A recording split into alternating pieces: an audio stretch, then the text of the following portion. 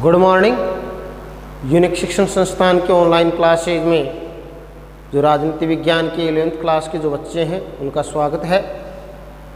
और हम राजनीति विज्ञान जो भारत का संविधान सिद्धांत एवं व्यवहार जो हमारी पुस्तक है उसके अंतर्गत हम जो हमारा लेसन है चौथे नंबर का लेसन संख्या है 4 कार्यपालिका के अंदर अपन चर्चा कर रहे थे।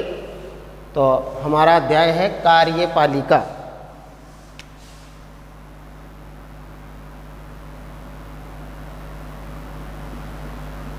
हमारा जो लेसन है वो है 4 नंबर का। लेसन का नाम है कार्यपालिका।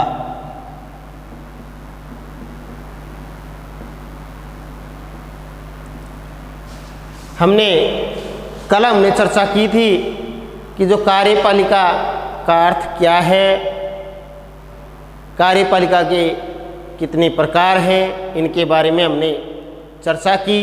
कौन से देश में किस प्रकार की कार्यपालिका पाई जाती है, भारत में कैसी पाई जाती है, कैसी व्यवस्था है भारत में। तो इसमें संसदीय, अध्यक्षीय और अर्ध संघात्मक जो अर्ध अध्यक्षात्मक ये 3 प्रकार की व्यवस्थाएं देखने के लिए हमारे को मिली, जिसके अंतर्गत भारत के अंदर जो व्यवस्था अपनाई गई है वो संसदीय व्यवस्था अपनाई गई है। भारत में किस प्रकार की व्यवस्था को अपनाया गया है? संसदीय व्यवस्था। और संसदीय व्यवस्था वाले भारत के अलावा और कौन कौन से देश हैं जिनके अंदर जो संसदीय व्यवस्था को अपनाया गया है? इस प्रकार के जो देश हैं उनके अंदर आते हैं नाम मुख्य तौर पे जर्मनी है, इटली है, जापान है, इंग्लैंड है, पुर्तगाल। इन देशों के अंदर किस प्रकार की व्यवस्था को अपनाया गया है? संसदीय व्यवस्था को। जबकि जो अध्यक्षीय व्यवस्था वाले जो देश हैं वो कौन कौन से हैं जिनके अंदर अध्यक्षीय व्यवस्था को अपनाया गया है? वो है अमेरिका है, ब्राज़ील है और लैटिन अमेरिकी देशों के अंदर किस प्रकार की व्यवस्था को अपनाया गया है? अध्यक्षीय। कुछ देश ऐसे भी हैं जहाँ पे अर्ध अध्यक्षात्मक, कहने का मतलब वहाँ राष्ट्रपति भी है, प्रधानमंत्री भी है, परंतु राष्ट्रपति क्या करता है? प्रधानमंत्री की नियुक्ति करता है जैसे संसदीय व्यवस्था में होती है। परंतु उसमें फर्क इतना सा है कि वहाँ पे जो प्रधानमंत्री है उसको क्या है? राष्ट्रपति के द्वारा हटाया नहीं जा सकता है। तो इस प्रकार से वहाँ पे प्रधानमंत्री भी पावरफुल दिखाई देता है।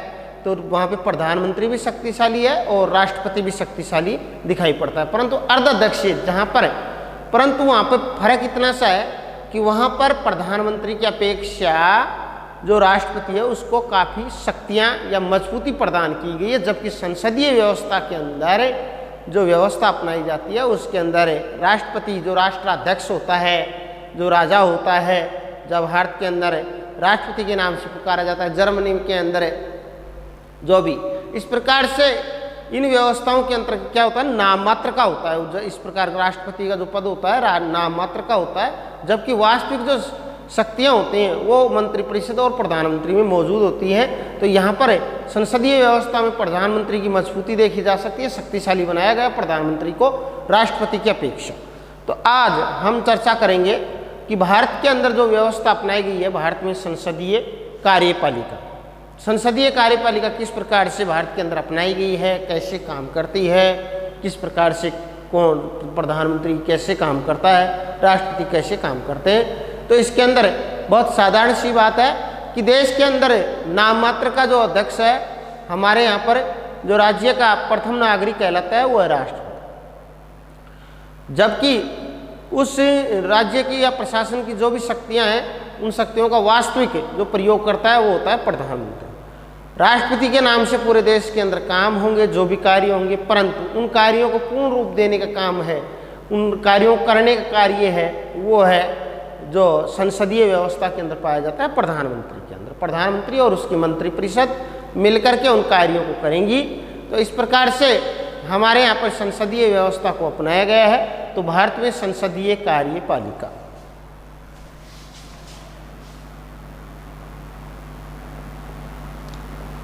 भारत में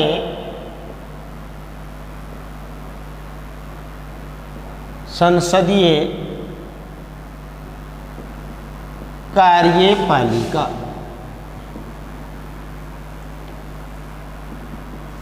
भारत के अंदर किस प्रकार से संसदीय कार्यपालिका की नींव पड़ी। तो इसके अंदर साधारण सी बात हमारे सामने निकल कर के आती है कि जब देश का संविधान लिखा जा रहा था संविधान सभा के द्वारा, उस दौरान भारत, उससे पहले भी भारत के अंदर ब्रिटिश सरकार थी, ब्रिटिश भारत था, उसके दौरान 1919 और 1935 के अंतर्गत जो व्यवस्थाएं थी, क्योंकि ब्रिटेन के अंदर संसदीय व्यवस्था को अपनाया गया है, वो व्यवस्थाएं भारत के अंदर संचालित थी देश आज़ाद होने से पहले। तो जब संविधान सभा का कार्य संविधान निर्माण करने का था, तो वो पहले अपने पहले के जो अधिनियम 1919 और 1935 के और जो अन्य अधिनियम हैं, उन अधिनियमों से बहुत कुछ सीख चुके थे भारतीय। उन अधिनियमों से बहुत कुछ बातें भारतीयों ने सीखी थी और उसका असर संविधान सभा के ऊपर भी दिखाई पड़ रहा था। संविधान सभा को काफ़ी अनुभव हो चुका था, क्योंकि अनुभव के आधार पे जो गुलाम भारत था, ब्रिटिश भारत था, उसके दौरान 1919 और 1935 के अधिनियमों के अंतर्गत कौन सी व्यवस्था को अपनाया जा रहा था, संसदीय व्यवस्था को। तो अंतर्गत संसदीय व्यवस्था का संचालन, संसदीय व्यवस्था के द्वारा किस देश की शासन व्यवस्था का संचालन हो सकता है, इसका काफ़ी अनुभव हो चुका था भारतीयों को। समझ लो, चाहे हमारे संविधान निर्माता थे या संविधान निर्मात्री सभा थी, उनको 1919 और 1935 के अधिनियम के द्वारा बहुत कुछ अनुभव हो चुका था। और इस अनुभव के दौरान ही हमारे को ये दिखाई पड़ता है भारतीयों को कि संसदीय व्यवस्था के अंतर्गत जो कार्यपालिका है उसको जनप्रतिनिधियों के द्वारा प्रभावपूर्ण तरीके से नियंत्रित किया जा सकता है। जो कार्यपालिका है, जो काम कर रही है, कार्यपालिका का मतलब जो काम कर रही है, जो कानूनों का निर्माण किया है, वो विधायिका या व्यवस्थापिका होती है। और उसके द्वारा जो निर्णय लिए गए विधायिका के या कानून जो बनाए गए, उन कानूनों को क्रियान्वित करने का जिस सरकार के अंग का काम है वो है कार्यपालिका। सरकार में 3 अंग होते हैं, कार्यपालिका और पहला व्यवस्थापिका, दूसरा कार्यपालिका और तीसरा है न्यायपालिका। इनमें से तीनों के अलग अलग कार्य है, तीनों मिलकर के जो कार्य करते हैं, इससे संपूर्ण शासन का जो संचालन होता है। इसी के अंतर्गत क्या हुआ कि संसदीय व्यवस्था के अंतर्गत कार्यपालिका को जनप्रतिनिधियों के द्वारा प्रभावपूर्ण तरीके से नियंत्रित किया जा सकता था कि जनता क्या करती है, संसदीय व्यवस्था के अंदर जनता अपने प्रतिनिधियों को चुनती है, प्रतिनिधि आगे चल करके संपूर्ण शासन व्यवस्था को संचालित करते हैं। और साथ ही साथ में जो कार्यपालिका के जो सदस्य होते हैं, चाहे वो स्थायी कार्यपालिका हो, चाहे राजनीतिक कार्यपालिका के द्वारा स्थायी कार्यपालिका को नियंत्रित किया जाता है। और इन जनप्रतिनिधियों के द्वारा क्या किया जाता है, कार्यपालिका को भी नियंत्रित किया जाता है। किस प्रकार से किया जाता है, जैसे संसद के अंदर जिस दल का बहुमत होता है, उस बहुमत दल के नेता को प्रधानमंत्री की सलाह से अन्य मंत्रियों के अंदर जो भी मंत्रियों का विभागों का बंटवारा किया जाता है। इस प्रकार से जो मंत्री और जो राज्य मंत्री और जो मंत्री परिषद, वो एक प्रकार से क्या होती है, कार्यपालिका आ जाती है, जिसमें प्रधानमंत्री भी होता है, मंत्री परिषद भी हो जाती है और राष्ट्रपति भी हो जाता है। परंतु उसका तब तक ही जब तक उसका लोकसभा में बहुमत है, विश्वास मत हासिल है, तब तक वो अपना कार्य कर सकती है। ऐसी स्थिति के अंदर जनता के चुने हुए प्रतिनिधि क्या करते हैं, जो लोकसभा के सदस्य होते हैं, उनके ऊपर नियंत्रण रखते हैं इस कार्यपालिका के ऊपर।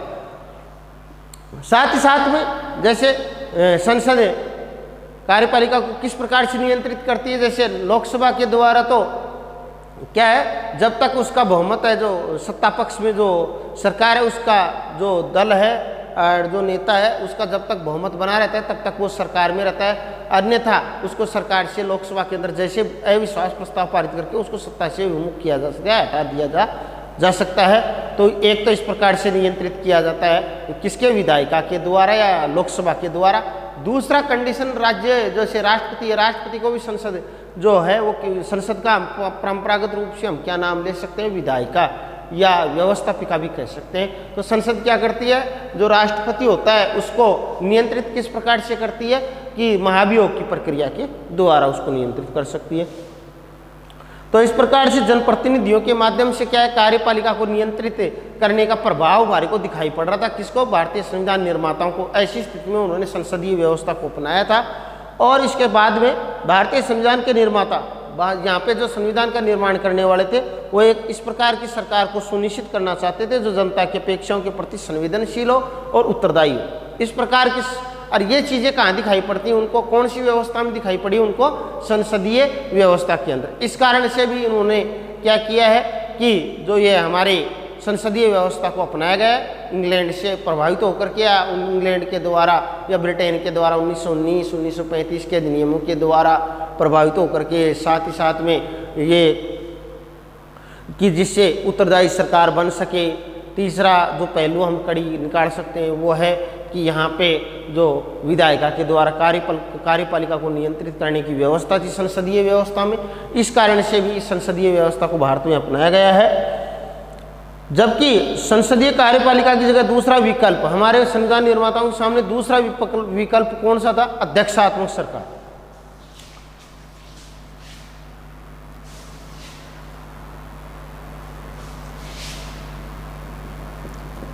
संसदीय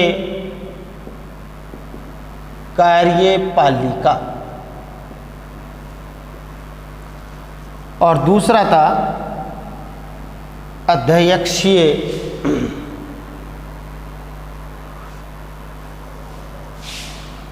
अध्यक्षात्मक कार्यपालिका। भारत के अंदर संसदीय कार्यपालिका को अपनाया गया क्योंकि इसके अंदर एक तो भारतीय जो संविधान निर्माता थे उनको क्या किया है, 1919 व 1935 के अधिनियमों से संसदीय कार्यपालिका का अनुभव हो चुका था। दूसरा कारण इसके अंदर यह बताया गया है कि जनप्रतिनिधियों के द्वारा इस व्यवस्था में, कौन सी? संसदीय व्यवस्था में, संसदीय व्यवस्था में जनप्रतिनिधियों, संसदीय व्यवस्था में जनप्रतिनिधियों द्वारा क्या किया जा सकता है? जनप्रतिनिधियों द्वारा कार्यपालिका को नियंत्रित किया जा सकता है। ये व्यवस्था भी थी किसमें? संसदीय व्यवस्था में। दूसरा कारण अपनाने के पीछे, पहला तो भारतीयों को 1919 और 1935 के अधिनियमों से संसदीय कार्यपालिका का अनुभव हो चुका था। दूसरा था संसदीय व्यवस्था में जनप्रतिनिधियों के द्वारा जो जनता के चुने प्रतिनिधि वो आराम से क्या कर सकते हैं? कार्यपालिका को अपने कंट्रोल में करने की व्यवस्था किसमें थी? संसदीय। इस कारण से भी अपनाया गया। तीसरी जो बात थी वो क्या थी कि जनता के प्रति जो भारतीय संविधान के निर्माण एक ऐसी सरकार सुनिश्चित करना चाहते थे जो जनता की अपेक्षाओं के प्रति संवेदनशील और उत्तरदायी हो। तीसरी बात थी कि संसदीय व्यवस्था के अंतर्गत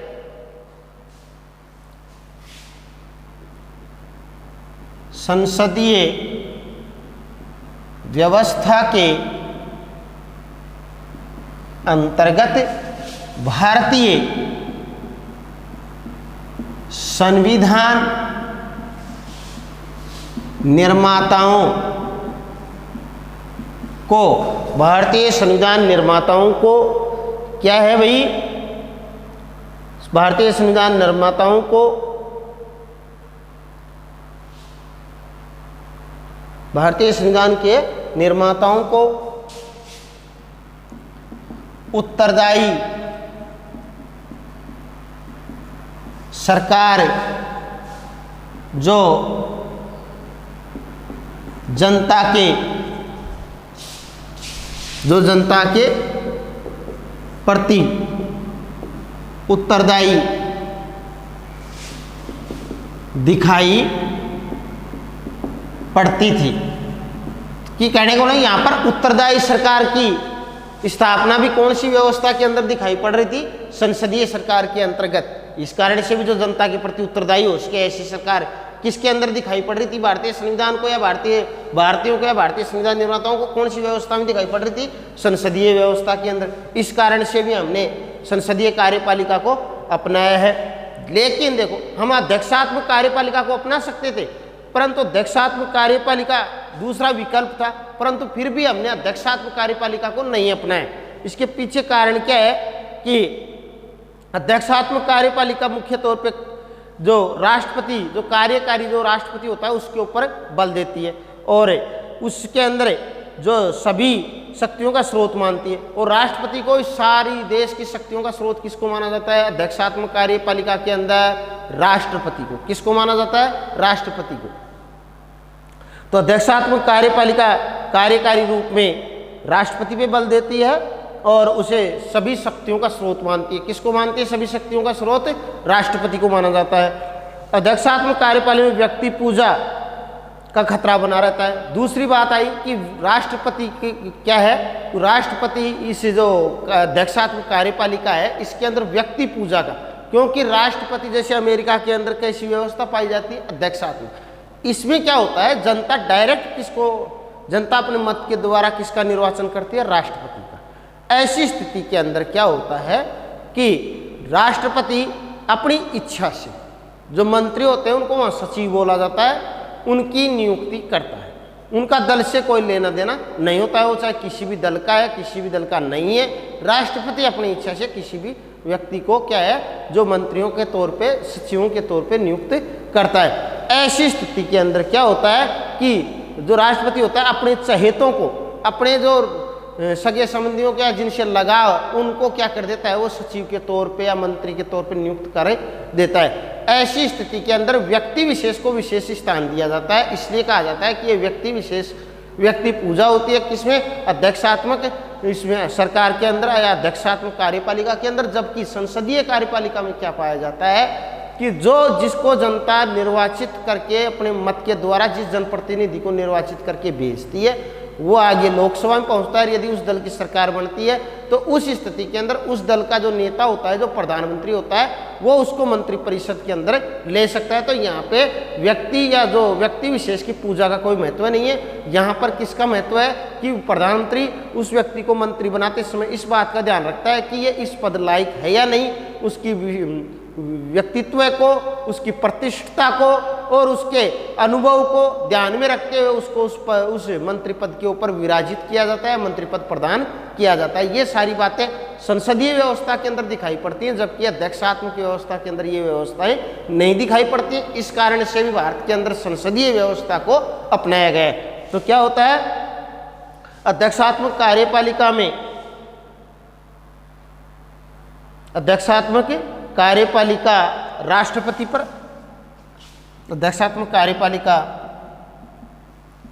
राष्ट्रपति पर बल देती है तथा संपूर्ण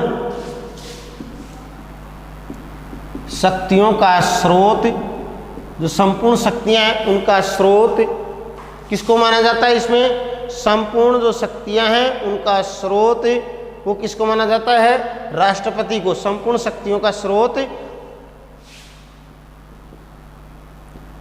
राष्ट्रपति को माना जाता है। दूसरी इसके अंदर कमी जो दिखाई दी अध्यक्षात्मक व्यवस्था के अंदर, दूसरी जिसके कारण भारतीयों ने नहीं अपनाया, क्योंकि अध्यक्षात्मक कार्यपालिका, अध्यक्षात्मक कार्यपालिका, दूसरी जो बात थी अध्यक्षात्मक कार्यपालिका में, अध्यक्षात्मक कार्यपालिका में व्यक्ति पूजा का खतरा बना रहता है। व्यक्ति पूजा का खतरा बना रहता है क्योंकि इसके अंदर व्यक्ति विशेष को विशेष महत्व दिया जाता है, उसकी योग्यता का ध्यान नहीं रखा जाता, उसकी व्यक्तित्व का ध्यान नहीं रखा जाता है। और यदि वो राष्ट्रपति का नज़दीकी है, रिश्तेदार है, उसका मित्र है, तो उस स्थिति के अंदर उसको कार्यपालिका के अंदर स्थान प्रदान कर दिया जाता है अध्यक्षात्मक व्यवस्था के अंदर, क्योंकि इसके अंदर राष्ट्रपति को बहुत पावरफुल या शक्तिशाली बनाया गया है, जबकि संसदीय व्यवस्था के अंदर ऐसी व्यवस्था दिखाई नहीं पड़ती है। तो इसलिए अयोग्य व्यक्तियों को इसके अंदर चुन लिया जाता है। इसके अंदर योग्य व्यक्ति ही जो कार्यपालिका के अंदर पहुंच पाते हैं, किसमें? संसदीय व्यवस्था के अंदर। तो इस प्रकार से संविधान, हमारे जो संविधान निर्माता थे एक ऐसी सरकार बनाना चाहते थे या एक ऐसी कार्यपालिका या ऐसी सरकार बनाना चाहते थे जिसमें एक शक्तिशाली कार्यपालिका हो, लेकिन साथ ही साथ में उसमें क्या है, व्यक्ति पूजा के ऊपर नियंत्रण लगा रहे, व्यक्ति विशेष को महत्व नहीं दिया जाए, इस प्रकार की सरकार का निर्माण करना चाहते थे हमारे संविधान निर्माता।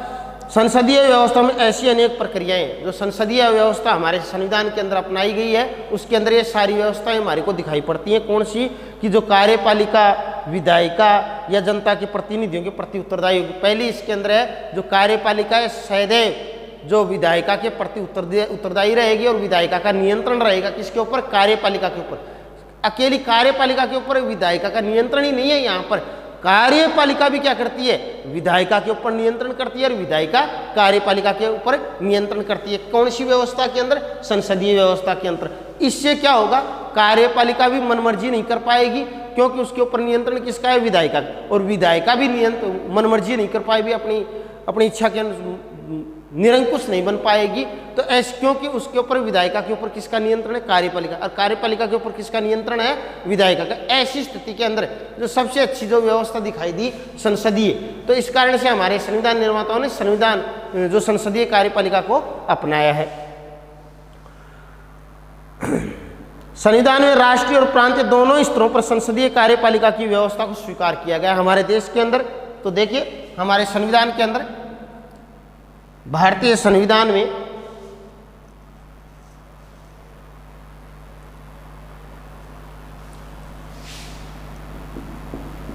भारत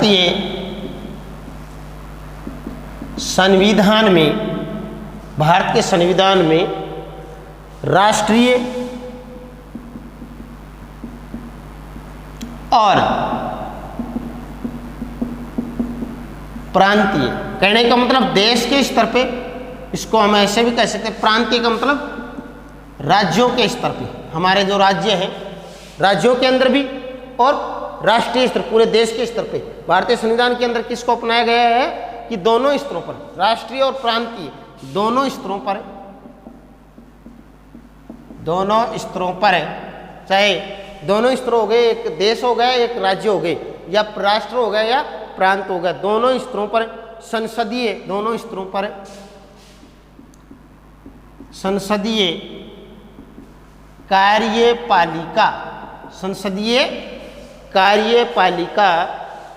कार्यपालिका की व्यवस्था को स्वीकार किया गया है दोनों स्तर पे।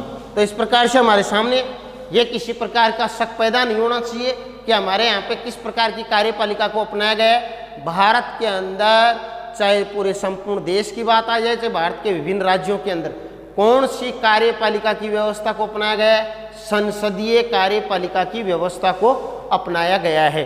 क्योंकि इस व्यवस्था के अंदर देखो, इसकी अब बात आती है कि इस व्यवस्था के अंदर ऐसी कौन सी विशेषताएं हैं जिसके परिणाम स्वरूप इस व्यवस्था को, संसदीय कार्यपालिका को अपनाया गया है। तो इस व्यवस्था के अंतर्गत संसदीय कार्यपालिका के अंतर्गत क्या व्यवस्थाएं की गई है? इन व्यवस्थाओं के कारण भारत के संविधान के अंदर किसको अपनाया गया? संसदीय कार्यपालिका को भारत के संविधान के अंदर अपनाया गया, क्योंकि इसके अंतर्गत क्या किया जाता है? भारत में राज्य का औपचारिक प्रधान होते हैं। राष्ट्रपति को क्या माना गया? इसके अंतर्गत क्या किया गया?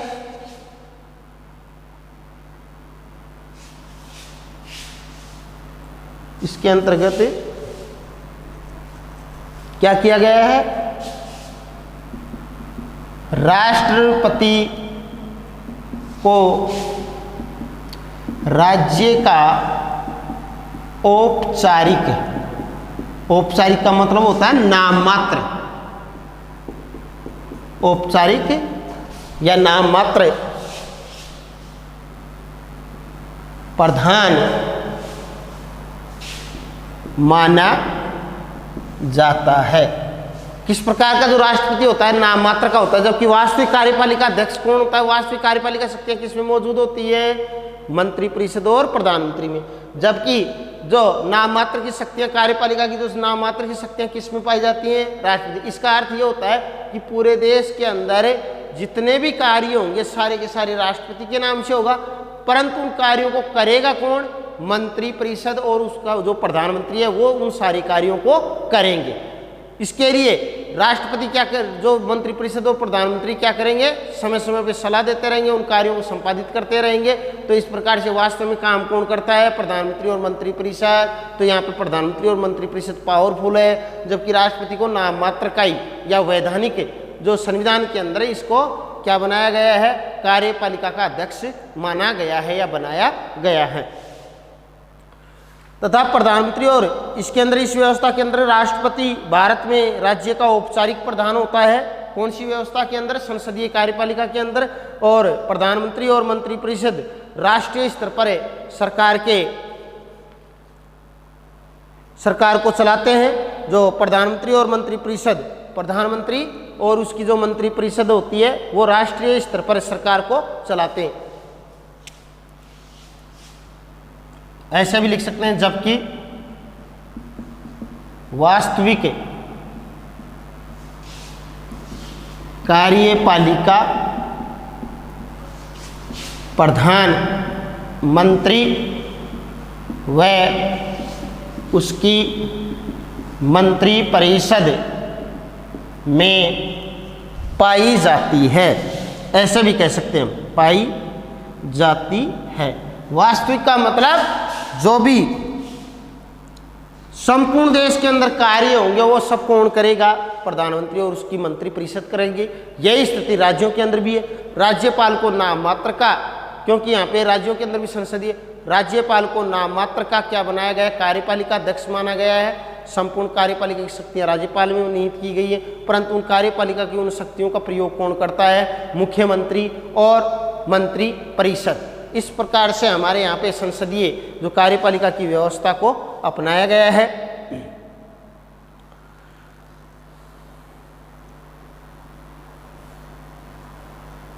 तो इस प्रकार से हमने जो भारत के अंदर क्यों अपनाया, इसको हमने भारत के अंदर संसदीय व्यवस्था को अपनाया है, इसको क्यों अपनाया, इसके पीछे हमने चर्चा की कि इसके अंदर 1935 के अधिनियमों से जो भारत के अंदर जो भारतीयों को काफ़ी अनुभव हो चुका था, इस कारण से भी संसदीय कार्यपालिका को अपनाया है। संसदीय व्यवस्था में जनप्रतिनिधियों द्वारा कार्यपालिका को नियंत्रित करने की व्यवस्था, इस कारण से भी इसको अपनाया गया है। संसदीय व्यवस्था के अंतर्गत भारतीय संविधान निर्माता कैसी सरकार दिखाई पड़ती है? उत्तरदायी सरकार, जो जनता के प्रति उत्तरदायी हो सकती है। कौन सी व्यवस्था में दिखाई पड़ती थी उनको? जो भारतीयों को वो पड़ती थी संसदीय कार्यपालिका, इसलिए संसदीय कार्यपालिका को अपनाया गया है। साथ ही भारतीय संविधान में राष्ट्रीय और प्रांतीय दोनों स्तरों पर संसदीय कार्यपालिका को अपनाया गया है। और भारतीय संसदीय जो कार्यपालिका के अंतर्गत क्या किया गया है? राष्ट्रपति को जो नाम मात्र का अध्यक्ष बनाया गया है, जबकि सारी शक्तियों का प्रयोग कौन करता है? मंत्री परिषद, और उसका जो प्रधान होता है प्रधानमंत्री, उसके द्वारा जो वास्तविक कार्यपालिका को का जो रूप है वो संसदीय कार्यपालिका में दिखाई पड़ता है। इस कारण से भी इसको संसदीय कार्यपालिका को अपनाया गया है। कल हम चर्चा करेंगे इसी कड़ी में, इसी टॉपिक के ऊपर आगे की कड़ी में, भारत के संविधान में जो कार्यपालिका शक्तियां हैं वो राष्ट्रपति को प्रदान की गई हैं, और वास्तविक जो शक्तियां हैं वो किसको प्रदान की गई? मंत्री परिषद और प्रधानमंत्री का। इनका कितना कार्यकाल है, किस प्रकार से ये अपने पद पे इनको निर्वाचित किया जाता है, कैसे ये काम करते हैं, इसके बारे में हम कल चर्चा करेंगे। धन्यवाद।